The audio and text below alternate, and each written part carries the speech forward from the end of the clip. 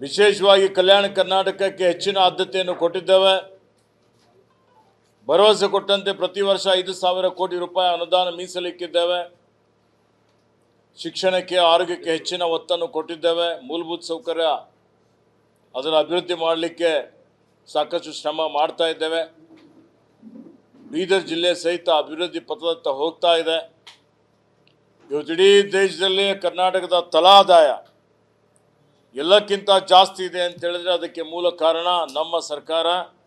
ನಾವೇನು ಗ್ಯಾರಂಟಿಗಳು ಕೊಟ್ಟಿದ್ದೇವೆ ಬಡವರ ಉದ್ಧಾರ ಮಾಡಲಿಕ್ಕೆ, ಅವರ ಶ್ರೇಯೋಭಿವೃದ್ಧಿಗಾಗಿ ಏನು ಕಾರ್ಯಕ್ರಮಗಳು ಕೊಟ್ಟಿದ್ದೇವೆ, ಅದಕ್ಕಾಗಿ ಬಡತನ ಕಡಿಮೆ ಆಗಿದೆ, ಬಡವರ ಶ್ರೀಮಂತರ ಅಂತರ ಕಡಿಮೆ ಆಗಿದೆ. ನಮ್ಮ ತಲಾ ಆದಾಯನೂ ದೇಶದಲ್ಲಿ ನಂಬರ್ 1 ಇದೆ.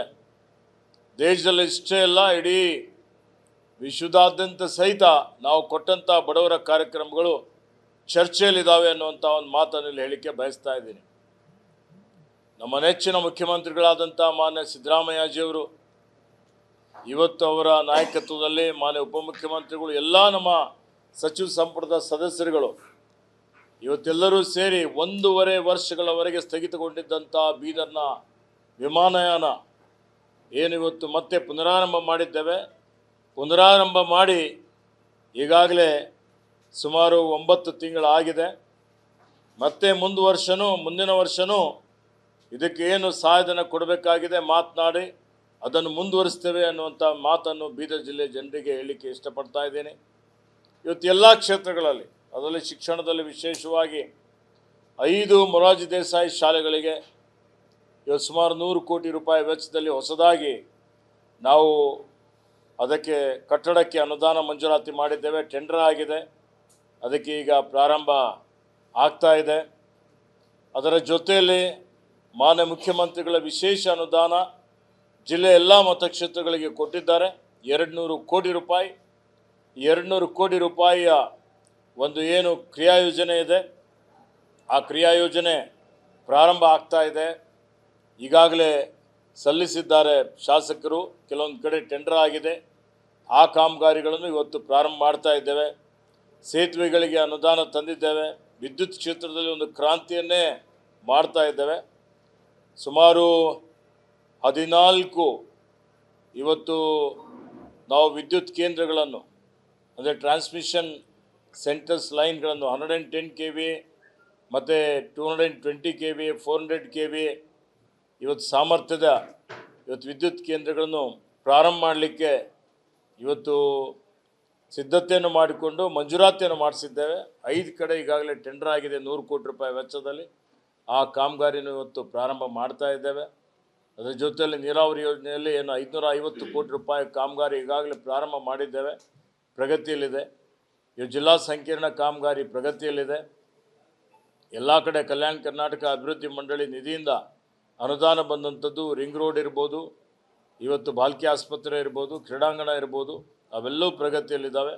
ಹೊಸದಾಗಿ ಬೀದರ್ನಲ್ಲಿ 25 ಎಕರೆಯಲ್ಲಿ ಒಂದು ಕ್ರೀಡಾಂಗಣ ನಿರ್ಮಾಣ ಮಾಡಲಿಕ್ಕೆ ಪ್ರಸ್ತಾವನೆ ಸಿದ್ಧತೆ ಮಾಡಿಕೊಂಡಿದ್ದೇವೆ. 10 ಎಕರೆ ಭೂಮಿಯಲ್ಲಿ ಇವತ್ತು ಸಂವಿಧಾನ ಶಿಲ್ಪಿ ಡಾಕ್ಟರ್ ಬಾಬಾ ಸಾಹೇಬ್ ಅಂಬೇಡ್ಕರ್ ಅವರ ಸಂಶೋಧನಾ ಕೇಂದ್ರ, ಅದಕ್ಕೆ ನನ್ನ ಅನುದಾನದಲ್ಲಿ ನಾನು, ರಹೀಮ್ ಖಾನ್ ಅವರು ಎಲ್ಲರೂ ಕೂಡಿ, ಸಂಸದರು ಕೂಡಿ ಅದಕ್ಕೆ ಇವತ್ತು ಮಂಜೂರಾತಿ ಮಾಡಿ ಒಂದು ವಿಸ್ತೃತವಾದಂಥ ಯೋಜನಾ ವರದಿ ತಯಾರು ಮಾಡಲಿಕ್ಕೆ ಒಂದು ಏಜೆನ್ಸಿಗೆ ಈಗ ನೇಮಕ ಮಾಡುವಂಥ ಪ್ರಕ್ರಿಯೆ ನಡೀತಾ ಇದೆ. ಬೀದರ್ನಲ್ಲಿ ಒಂದು 3 ಕೋಟಿ ರೂಪಾಯಿ ವೆಚ್ಚದಲ್ಲಿ ಶಿಥಿಲಾವಸ್ಥೆಯಲ್ಲಿರುವಂಥ ಡಾಕ್ಟರ್ ಬಾಬಾ ಸಾಹೇಬ್ ಅಂಬೇಡ್ಕರ್ ಅವರ ಇವತ್ತು ಭವನ ಏನಿದೆ, ಕಲ್ಯಾಣ ಮಂಟಪ, ಆ ಭವನ ನಿರ್ಮಾಣಕ್ಕೆ ಅನುದಾನ ಕೊಡ್ತಾ ಇದ್ದೇನೆ. 2 ಕೋಟಿ ರೂಪಾಯಿ ಇವತ್ತು ಬಾಬು ಜಗಜೀವನ್ ರಾಮ್ ಭವನಕ್ಕೆ ಅನುದಾನ ಕೊಡ್ತಾ ಇದ್ದೇನೆ. 10 ಕೋಟಿ ರೂಪಾಯಿ ವೆಚ್ಚದಲ್ಲಿ ಇವತ್ತು ಮಹಿಳೆಯರಿಗಾಗಿ ಸುಮಾರು ದಿವಸದಿಂದ ನನೆಗುದಿಗೆ ಬಿದ್ದಂಥ ಒಂದು ಪದವಿ ಕಾಲೇಜ್ ಕಟ್ಟಡನೂ ಇವತ್ತು ಪ್ರಾರಂಭ ಮಾಡ್ತಾ ಇದ್ದೇವೆ, ಚಾಲನೆ ಮಾಡಿದ್ದೇವೆ. ಮತ್ತು ಇವತ್ತು ಇನ್ನೂ ಅನೇಕ ಈ ವರ್ಷದ ಆಯವ್ಯಯದಲ್ಲಿ ನಾನು ಬೀದರ್ ಜಿಲ್ಲೆಯ ಒಂದು ಪ್ರವಾಸಿ ತಾಣವಾಗಿ ಅಭಿವೃದ್ಧಿ ಮಾಡಬೇಕು ಅನ್ನೋಂಥದ್ದು ನಮ್ಮೆಲ್ಲರ ಉದ್ದೇಶ. ಅರಣ್ಯ ಇಲಾಖೆ ವತಿಯಿಂದ ಈಗಾಗಲೇ 15 ಕೋಟಿ ರೂಪಾಯಿ ವೆಚ್ಚದಲ್ಲಿ ಪರಿಸರ ಪ್ರವಾಸೋದ್ಯಮ ಅಂಥೇಳಿ ಇವತ್ತೊಂದು ಹೊನ್ನಿಕೇರಿಯಲ್ಲಿ ಎಕೋ ಟೂರಿಸಮ್ ಟ್ರೆಕ್ಕಿಂಗ್ ಒಂದು ಯೋಜನೆ ಈಗಾಗಲೇ ತಯಾರು ಮಾಡಿದ್ದೇವೆ. ಹೈದರಾಬಾದಿಂದ ಸಹಿತ ಜನ ಬಂದು ಅಲ್ಲಿ ಇವತ್ತು ಒಂದು ರೀತಿಯಲ್ಲಿ ಅವರು ಅದರ ಸದುಪಯೋಗಪಡಿಸಿಕೊಳ್ಳುವಂಥ ರೀತಿಯಲ್ಲಿ ಅದನ್ನು ಅಭಿವೃದ್ಧಿಪಡಿಸ್ತಾ ಇದ್ದೇವೆ.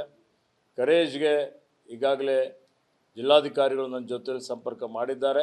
ಅದು ವಿಸ್ತೃತ ಒಂದು ಯೋಜನಾ ವರದಿ DPR ಮಾಡಿದ್ದಂಥದ್ದು ಒಂದು ಪವರ್ ಪಾಯಿಂಟ್ ಪ್ರೆಸೆಂಟೇಷನ್ ನೋಡಿ ಅದಕ್ಕೆ ಒಂದು ಕಾಯಕಲ್ಪ ಕೊಡಬೇಕು ಅನ್ನುವಂಥ ಒಂದು ತೀರ್ಮಾನವನ್ನು ಮಾಡಿದ್ದೇವೆ. ಇದು ಬೀದರ್ ಕೋಟೆಗೆ 25 ಕೋಟಿ ರೂಪಾಯಿ ಮೊನ್ನೆ ಸಚಿವ ಸಂಪುಟದಲ್ಲಿ ಅದೊಂದು ಮಂಜೂರಾತಿ ಆಗಿದೆ. ಟೆಂಡರ್ ಆಗ್ತದೆ. ಟೆಂಡರ್ ಆದ ತಕ್ಷಣ ಆ ಕಾಮಗಾರಿ ಪ್ರಾರಂಭ ಮಾಡ್ತೇವೆ.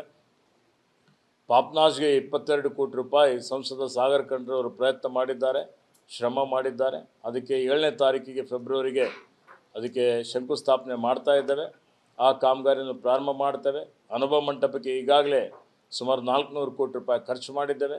ಈ ಆಯವ್ಯಯದಲ್ಲಿ ಮಾರ್ಚ್ ಒಳಗಾಗಿ ಇನ್ನೂ 100 ಕೋಟಿ ರೂಪಾಯಿ ಬಿಡುಗಡೆ ಮಾಡಬೇಕು ಅಂತೇಳಿ ಮಾನ್ಯ ಮುಖ್ಯಮಂತ್ರಿಗಳಿಗೆ ವಿನಂತಿ ಮಾಡಿದ್ದೇನೆ. ಆಯವ್ಯಯದಲ್ಲಿ ಅಷ್ಟು ಅನುದಾನ ಮೀಸಲಿಡದೇ ಇದ್ದರೂ ಸಹಿತ ಅನುಭವ ಮಂಟಪಕ್ಕೆ ವಿಶೇಷವಾಗಿ ಅನುದಾನ ಮಂಜೂರಾತಿ ಮಾಡಬೇಕು ಅಂತೇಳಿ ಹೇಳಿದ್ದಕ್ಕೆ ಮಾನ್ಯ ಮುಖ್ಯಮಂತ್ರಿಗಳು ಒಪ್ಪಿಗೆಯನ್ನು ಕೊಟ್ಟಿದ್ದಾರೆ. ಅನುದಾನ ಇವತ್ತು ಮಾರ್ಚ್ ಒಳಗಾಗಿ ಬಿಡುಗಡೆ ಆಗ್ತದೆ. ಮತ್ತು ಬರುವ ಡಿಸೆಂಬರ್ ಒಳಗಾಗಿ ಇನ್ನೂ 250 ಕೋಟಿ ರೂಪಾಯಿ ಖರ್ಚು ಮಾಡಿ ಆದರೆ ಸುಂದರವಾಗಿ ಭವ್ಯವಾಗಿ ಅನುಭವ ಮಂಟಪ ಇಡೀ ಲೋಕಾರ್ಪಣೆ, ನಮ್ಮ ದೇಶಕ್ಕಷ್ಟೇ ಅಲ್ಲ ಇಡೀ ಜಗತ್ತಿಗೆ ಮಾದರಿಯಾದಂಥ ಒಂದು ಅನುಭವ ಮಂಟಪ ನಿರ್ಮಾಣ ಕಾರ್ಯ ವೇಗದ ಗತಿಯಲ್ಲಿ ನಡೀತಾ ಇದೆ. ಅದರ ಮುಖಾಂತರ ಬೀದರ್ ಜಿಲ್ಲೆ ಏನು ಕರ್ನಾಟಕದ ಮುಕುಟ ಅಂತೀವಿ, ಕಿರೀಟ ಅಂತೀವಿ, ಅದಕ್ಕೆ ಅದು ನಿಜವಾಗಿ ಮಾಡಿದ ಕಿರೀಟ ಆಗ್ತದೆ ಅನ್ನುವಂಥ ಒಂದು ಮಾತನ್ನು ತಮ್ಮ ಮುಖಾಂತರ ಇಡೀ ಬಸವ ಭಕ್ತರಿಗೆ, ಬುದ್ಧ ಬಸವ ಅಂಬೇಡ್ಕರ್ ಅವರ ಅನುಯಾಯಿಗಳಿಗೆ ನಾನು ಈ ಒಂದು ಖುಷಿ ಸಂದೇಶ ತಿಳಿಸಲಿಕ್ಕೆ ಇಚ್ಛಪಡ್ತಾ ಇದ್ದೀನಿ. 770 ಕಂಬಗಳ ಮೇಲೆ 770 ಶರಣರ ವಚನಗಳನ್ನು ಕೆತ್ತಿ ಅವರ ಹೆಸರುಗಳನ್ನು ಹಾಕಿ ಇವತ್ತು ಅದರ ಉದ್ದೇಶ ವರ್ಗರಹಿತ ವರ್ಣರಹಿತವಾದಂಥ ಒಂದು ಸಮಾಜ, ಲಿಂಗ ಸಮಾನತೆಯ ಸಮಾಜ ನಿರ್ಮಾಣ ಮಾಡಬೇಕು ಅನ್ನೋಂಥದ್ದು. ಇವತ್ತೇನು ತಾರತಮ್ಯ ಇದೆ ಆ ತಾರತಮ್ಯ ನಿವಾರಣೆ ಆಗಬೇಕು, ಜಾತಿರಹಿತ ಸಮಾಜ ನಿವಾರಣೆ ಆಗಬೇಕು ಅನ್ನೋಂಥದ್ದು ನಮ್ಮ ಸರ್ಕಾರದ ಮಾನ್ಯ ಮುಖ್ಯಮಂತ್ರಿಗಳು ನಮ್ಮೆಲ್ಲರ ಘನ ಉದ್ದೇಶ ಆಗಿದೆ. ನಮ್ಮ ತಂದೆಯವರಾದ ಪೂಜ್ಯ ಭೀಮಣ್ಣ ಖಂಡ್ರೆಯವರ ಮತ್ತು ನಮ್ಮ ಗುರುಗಳಾದಂಥ ಲಿಂಗಕ್ಕೆ ಚನ್ನಬಸವ ಪಟ್ಟದೇವರ ಅನೇಕ ಹಿರಿಯರೆಲ್ಲರ ಕನಸಿತ್ತು. ಆ ಕನಸು ನನಸು ಮಾಡುವಂಥ ಒಂದು ಭಾಗ್ಯ ನನಗೆ ಸಿಕ್ಕಿದೆ ಅನ್ನುವಂಥ ಒಂದು ಮಾತನ್ನು ಹೇಳಲಿಕ್ಕೆ ಬಯಸ್ತಾ ಇದ್ದೇನೆ. ಬೀದರ್ ನಗರಸಭೆಯನ್ನು ಮಹಾನಗರ ಪಾಲಿಕೆ ಅಂತೇಳಿ ಮೇಲ್ದರ್ಜೆಗೆ ಏರಿಸಿದ್ದೇವೆ. ನಾನು ಮತ್ತು ರಹೀಂ ಖಾನ್ ಅವರು ಪ್ರಯತ್ನ ಮಾಡಿ ಇವತ್ತು ಹೀಗಾಗಿ ಅದಕ್ಕೆ ಹೆಚ್ಚಿನ ಒಂದು ವಿಶೇಷ ಒಂದು 400 ಕೋಟಿ ರೂಪಾಯಿಯ ಒಂದು ಕ್ರಿಯಾಯೋಜನೆ ತಯಾರು ಮಾಡಬೇಕು ಅಂತೇಳಿ ಮಾಡ್ತಾ ಇದ್ದೇವೆ. ಆಯವ್ಯಯದಲ್ಲಿ ಅದನ್ನು ಸೇರಿಸಿ ಅದಕ್ಕೆ ಹೆಚ್ಚಿನ ರೀತಿಯಲ್ಲಿ ಇವತ್ತು ಅದಕ್ಕೆ ಆದ್ಯತೆ ಕೊಟ್ಟು ಮಂಜೂರಾತಿ ಮಾಡಿಸಿ ಮುಂಬರುವಂಥ ದಿನಮಾನಗಳಲ್ಲಿ ಒಂದು ಬೀದರ್ ಸ್ವಚ್ಛ ನಗರ, ಸುಂದರ ನಗರ, ಭವ್ಯ ನಗರ ಬೀದರ್ ಆಗುವಂಥ ರೀತಿಯಲ್ಲಿ ಅದಕ್ಕೆ ಮಾಡಬೇಕು ಅನ್ನೋಂಥ ಒಂದು ಯೋಜನೆಯನ್ನು ಹಾಕಿಕೊಂಡಿದ್ದೇವೆ. ಬಾಲ್ಕಿ, ಔರಾದ್, ಬಸವ ಕಲ್ಯಾಣ್ ಎಲ್ಲ ತಾಲೂಕುಗಳಿಗೆ ಸಂಪರ್ಕ ಮಾಡುವಂಥ ಒಂದು ಇವತ್ತು ರಿಂಗ್ ರಸ್ತೆ, ಇವತ್ತು ರಿಂಗ್ ರೋಡ್ ಮಾಡುವಂಥದ್ದಕ್ಕೆ ಇವತ್ತು ನಾವೆಲ್ಲರೂ ಒಂದು ಪ್ರಯತ್ನ ಮಾಡಿ ಒಂದು ವಿಸ್ತೃತ ಯೋಜನಾ ವರದಿ ತಯಾರು ಮಾಡ್ತಾ ಇದ್ದೇವೆ. ಮಾನ್ಯ ಮುಖ್ಯಮಂತ್ರಿಗಳಿಗೆ ಮನವಿ ಮಾಡಿ ಇವತ್ತು ಈ ರಿಂಗ್ ರಸ್ತೆ ಏನಿದೆ ಅದಕ್ಕೆ ಆಯವ್ಯಯದಲ್ಲಿ ಘೋಷಣೆ ಮಾಡಬೇಕು ಅಂತೇಳಿ ನಾನು ವಿನಂತಿ ಮಾಡುವನಿದ್ದೇನೆ. 250 ಕಿಲೋಮೀಟ್ರ್ ಆಗುತ್ತೆ. ಬಿಟ್ಟು ಹೋದಂಥದ್ದು ನೋಡಿದರೆ ಅದು ಕನಿಷ್ಠ ಒಂದು 500 ಕೋಟಿ ರೂಪಾಯಿ ಆಗ್ಬೋದು ಅಂತ ನನಗೆ ಅನಿಸ್ತದೆ. ರಿಂಗ್ ರೋಡ್ಗೆ ಅಷ್ಟಾಗುತ್ತೆ, ಇಡೀ ಜಿಲ್ಲೆಗೆ ಭಾಳ ದೊಡ್ಡ ಮಟ್ಟದಲ್ಲಿ ಮಾಡಬೇಕು ಅಂತ ಆಗುತ್ತೆ. ಹಂತ ಹಂತದಲ್ಲಿ ಪ್ರತಿ ವರ್ಷ 100 ಕೋಟಿ ರೂಪಾಯಿ ಕೊಟ್ಟು ಮಾಡಿದ್ರು ಇವತ್ತು ನಮ್ಮ ರಿಂಗ್ ರೋಡು ಒಂದು 2 ವರ್ಷ 3 ವರ್ಷದಲ್ಲಿ ಆಗುತ್ತೆ. ಈ ವರ್ಷ ಒಂದು ವಿಶೇಷ ಅನುದಾನ ಎಲ್ಲ KKRDBಯಲ್ಲಿ ಕೊಟ್ಟರೆ ಹೆಂಗೆ. ಇವತ್ತು ಒಂದು ವೇಳೆ ನಮಗೆ ಸರ್ಕಾರ ಅರ್ಧ ಕೊಟ್ಟರೆ ಈ ವರ್ಷ, ನಮ್ಮ ಮುಂದಿನ ವರ್ಷ 50 ಕೋಟಿ KKRDBಯಲ್ಲಿ ನಮ್ಮ ಕಡೆಯಿಂದ ಕೊಡ್ತೀವಿ, ನಮ್ಮ ಅನುದಾನದಲ್ಲಿ ಕೊಡ್ತೀವಿ. 50 ಕೋಟಿ ಲೋಕೋಪಯೋಗಿ ಇಲಾಖೆ ಅಥವಾ ಸರ್ಕಾರ ಕೊಟ್ಟು ಘೋಷಣೆ ಮಾಡಿದರೆ ಪ್ರತಿ ವರ್ಷ 100 ಕೋಟಿ ಕೊಟ್ಟರೆ ಇವತ್ತು ನಮ್ಮ ರಿಂಗ್ ರೋಡ್ ಶೇರಿಂಗ್ ಬೇಸ್ಮೆಂಟ್ 50-50 ಶೇರಿಂಗಲ್ಲೇ ಅನೇಕ ಕಾಮಗಾರಿಗಳಾಗ್ತಾ ಇದೆ. ಕಾಮಗಾರಿ ಮಾಡ್ತೀವಿ. ಮಹಾತ್ಮಾಗ ಮೊರಾರ್ಜಿ ದೇಸಾಯಿ ಶಾಲೆ 5 ಮಂಜೂರಾತಿ ಆಗಿದೆ 100 ಕೋಟಿ ರೂಪಾಯಿ ವೆಚ್ಚದಲ್ಲಿ.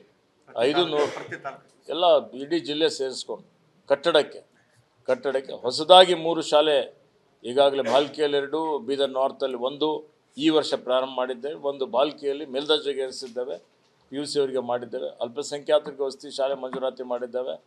ಇವತ್ತು ಹಿಂದುಳಿದ ವರ್ಗಗಳ ಕಲ್ಯಾಣ ಇಲಾಖೆ ವತಿಯಿಂದನೂ ವಸತಿ ನಿಲಯಗಳು ಅದಕ್ಕೆ ಮೆಟ್ರಿಕ್ ನಂತರದ ವಸತಿ ನಿಲಯಗಳ ಅವಶ್ಯಕತೆ ಇತ್ತು. ಆ ವಸತಿ ನಿಲಯಗಳು ಈಗಾಗಲೇ ಕಟ್ಟಡಕ್ಕೆ ಅನುದಾನ, ಭಾಳಷ್ಟು ಅನುದಾನ, ಅಂಕಿಅಂಶಗಳು ನಾನು ಆಮೇಲೆ ಕೊಡ್ತೀನಿ ಇದೆ. ಕಾರ್ಮಿಕ ಇಲಾಖೆ ವತಿಯಿಂದ ಕಾರ್ಮಿಕರ ಮಕ್ಕಳಿಗೆ ವಸತಿ ನಿಲಯ ಮಾಡಬೇಕು ಅಂತೇಳಿ ಹೇಳಿ ಸುಮಾರು 35 ಕೋಟಿ ರೂಪಾಯಿ ವೆಚ್ಚದಲ್ಲಿ ಇದೇ ನಮ್ಮ ಇವತ್ತು ಖಾನಾಪುರದಲ್ಲಿ 10 ಎಕರೆ ಜಮೀನಿನಲ್ಲಿ ಟೆಂಡರ್ ಆಗಿದೆ. ಅದಕ್ಕೆ ಶಂಕುಸ್ಥಾಪನೆ ಆದಷ್ಟು ಶೀಘ್ರದಲ್ಲಿ ನಾವು ಮಾಡ್ತೀವಿ. ಕ್ಯಾನ್ಸರ್ ಕೇಂದ್ರ ಪ್ರಾರಂಭ ಮಾಡಲಿಕ್ಕೆ 32 ಕೋಟಿ ರೂಪಾಯಿಗೆ ಟೆಂಡರ್ ಮಾಡಿಸಿದ್ದೇವೆ. ಹೀಗಾಗಿ ಹಲವಾರು ಕಾರ್ಯಕ್ರಮಗಳನ್ನು ಯೋಜನೆಗಳನ್ನು ಇವತ್ತು ಬೀದರ್ ಜಿಲ್ಲೆಯಲ್ಲಿ ಮಾಡುವಂಥದ್ದಕ್ಕೆ ಇವತ್ತು ಪ್ರಾಮಾಣಿಕ ಪ್ರಯತ್ನ ಮಾಡ್ತಾ ಇದ್ದೀವಿ.